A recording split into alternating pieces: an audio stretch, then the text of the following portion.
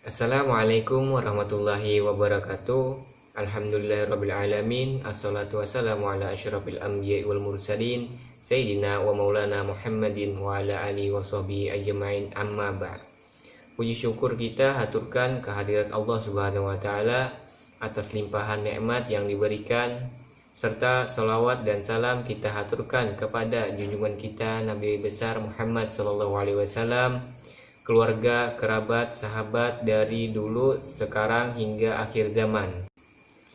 Sebelum kita memulai pembelajaran pada hari ini, alangkah baiknya kita buka dulu pembelajaran kita pada kali ini dengan membacakan basmalah.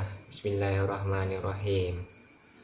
Sebelumnya kita telah mempelajari tentang bab 3 menghindari dosa besar, yaitu membunuh, liwat, LGBT, meminum khamar, judi, mencuri, durhaka kepada orang tua.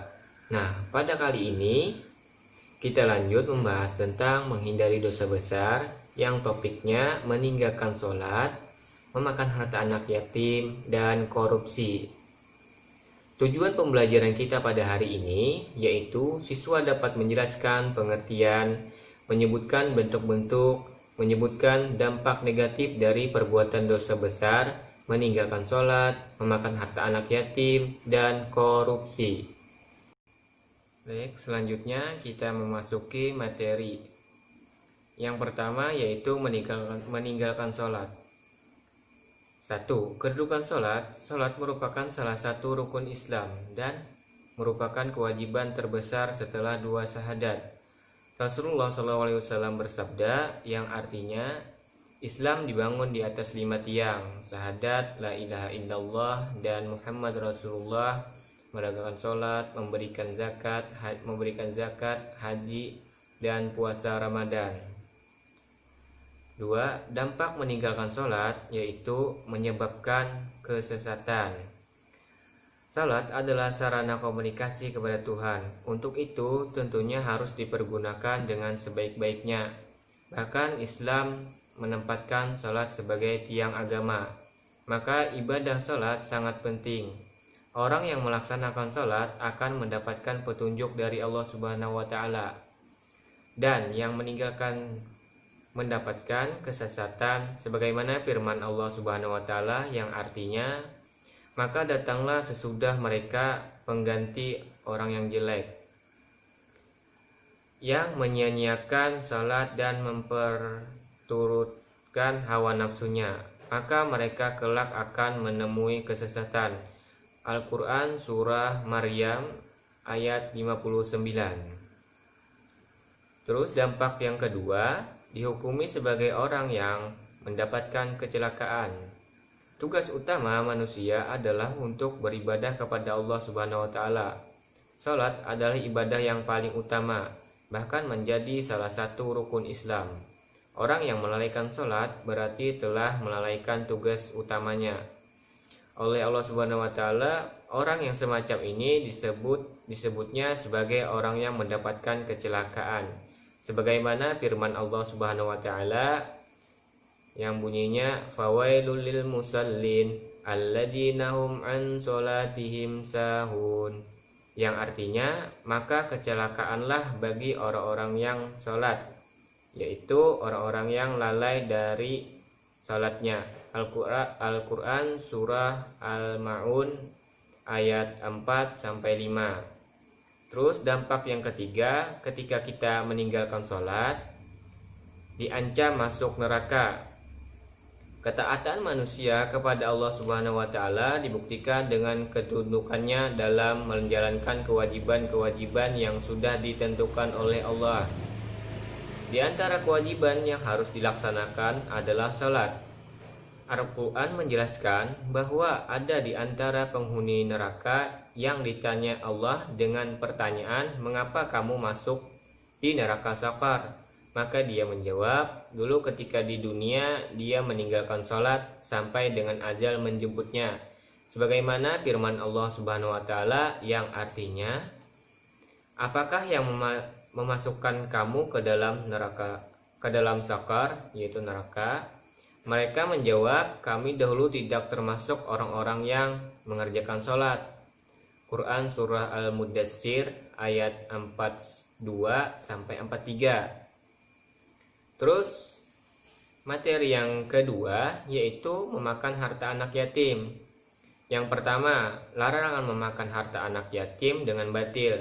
Memakan harta anak yatim dengan batil sangat dikecam dalam Islam dan digolongkan ke dalam dosa besar. Di antara kewajiban wali terhadap anak yatim yaitu menjadi tanggungannya adalah mengurusnya dan mengurus hartanya dengan sebaik-baiknya. Ketika anak yatim itu telah dewasa dan mampu mengurus hartanya sendiri, hendaklah ia menyerahkan harta tersebut kepada si anak yatim. Allah Subhanahu wa Ta'ala berfirman yang artinya, "Dan janganlah kamu mendekati harta anak yatim kecuali dengan cara yang lebih baik, bermanfaat sampai ia dewasa, dan penuhilah janji. Sesungguhnya janji itu pasti diminta pertanggungjawabannya." Al-Quran surah Al-Isra ayat 34. Terus yang kedua yaitu dampak ketika kita memakan harta anak yatim dengan batil. Yang pertama, diancam masuk neraka. Memakan harta anak yatim dengan zalim diibaratkan seperti orang yang mengisi perutnya dengan api dan di akhirat akan dimasukkan ke dalam neraka yang apinya menyala-nyala. Sebagaimana firman Allah Subhanahu wa Ta'ala yang artinya, sesungguhnya orang-orang yang memakan harta anak yatim secara zalim, sebenarnya mereka itu menelan api sepenuh perutnya dan mereka akan masuk ke dalam api yang menyala-nyala. Quran surah An-Nisa ayat 10. Terus yang kedua, tergolong orang yang melakukan dosa besar.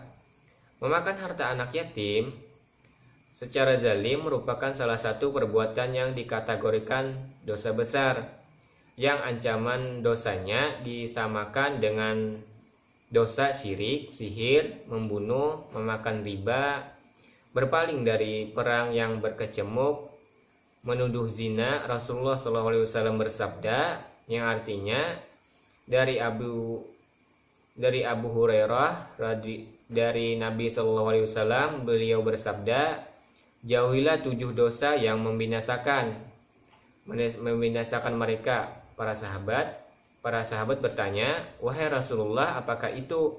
Beliau SAW menjawab, syirik kepada Allah, sihir, membunuh jiwa yang Allah haramkan kecuali dengan hak, memakan riba, memakan harta anak yatim, berpaling dari perang yang berkecamuk, menuduh zina terhadap wanita-wanita merdeka yang menjaga kehormatan, yang beriman dan bersih dari zina. Baiklah, kita memasuki materi yang ketiga yaitu korupsi. Pengertian korupsi. Kata korupsi atau rasuah berasal dari bahasa Latin yaitu corruption, dari kata kerja corrumpere yang bermakna busuk, rusak, menggoyahkan, memutarbalik, dan menyogok. Korupsi sebagai perilaku pejabat publik, baik politikus, politisi maupun pegawai negeri, serta pihak lain yang terlibat dalam tindakan itu yang secara tidak wajar dan tidak legal, menyalahgunakan kepercayaan publik yang dikuasakan kepada mereka untuk memperkaya diri atau memperkaya mereka yang dekat dengannya. Sedangkan dalam Kamus Besar Bahasa Indonesia, korupsi secara harfiah berarti busuk, rusak, suka memakai barang, yaitu uang yang dipercayakan kepadanya, dapat disogok melalui kekuasaannya untuk kepentingan pribadi. Secara terminologi, korupsi berarti penyelewengan atau penggelapan uang negara atau perusahaan untuk kepentingan pribadi dan orang lain. Terus yang kedua, bahayanya korupsi, yaitu korupsi dapat menyebabkan kehinaan dan siksa api neraka. Korupsi juga menjadi penyebab dari kehinaan serta siksa api neraka di hari kiamat. Nabi Shallallahu Alaihi Wasallam bersabda, yang artinya sesungguhnya gulul atau korupsi itu adalah kehinaan, aib, dan api neraka bagi pelakunya. Yang kedua, perbuatan korupsi dapat menyengsarakan rakyat. Kepercayaan yang diamanatkan oleh rakyat untuk dilaksanakan sebaik-baiknya, tetapi dengan adanya korupsi, maka kehidupan rakyat akan menjadi tidak terurus, yaitu menderita. Terus yang ketiga, terhalang masuk surga. Seseorang yang mati saat membawa harta korupsi atau gulul, maka ia tidak mendapat jaminan atau terhalang masuk surga. Hal tersebut juga dipahami dari sabda Nabi SAW yang artinya, barang siapa berpisah ruh dari jasadnya, itu mati, dalam keadaan terbebas dari 3 perkara, maka ia dijamin masuk surga, yaitu kesombongan, gulul, dan hutang.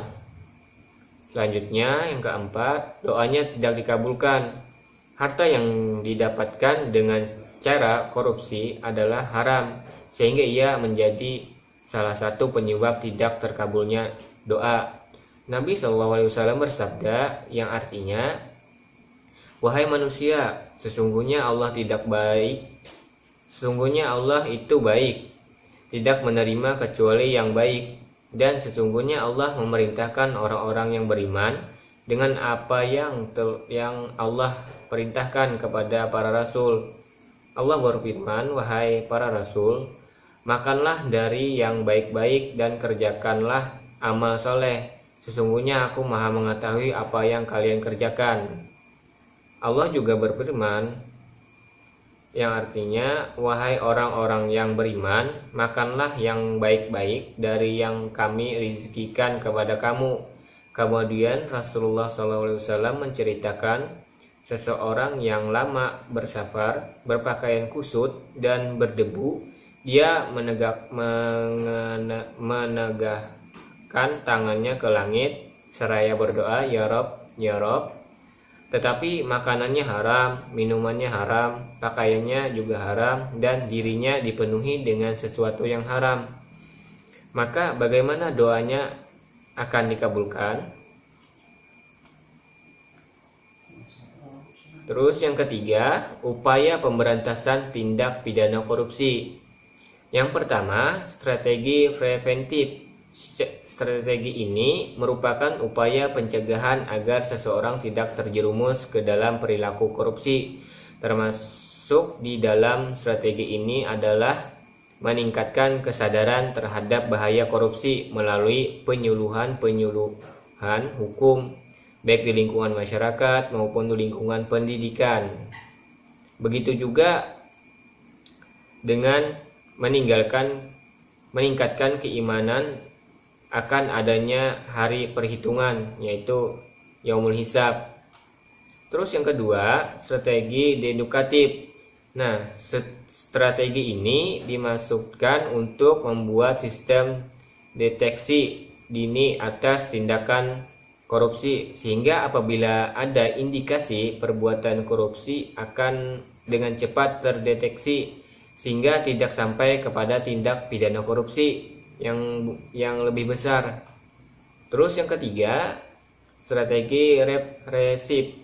Strategi ini harus dibuat dan dilaksanakan dengan tujuan untuk memberikan sanksi hukum yang maksimal kepada pelaku korupsi, tindak pidana korupsi, sehingga menimbulkan efek jera. Nah, itu tadi penyampaian materi dari saya. Mudah-mudahan kita semua dapat menghindari dari perbuatan dosa besar. Salah khilaf mohon maaf.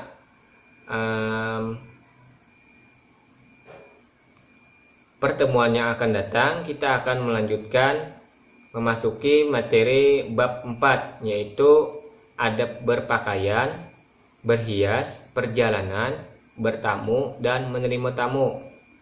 Sekian dari saya. Salah khilaf mohon maaf. Akhirul kalam. Assalamualaikum warahmatullahi wabarakatuh.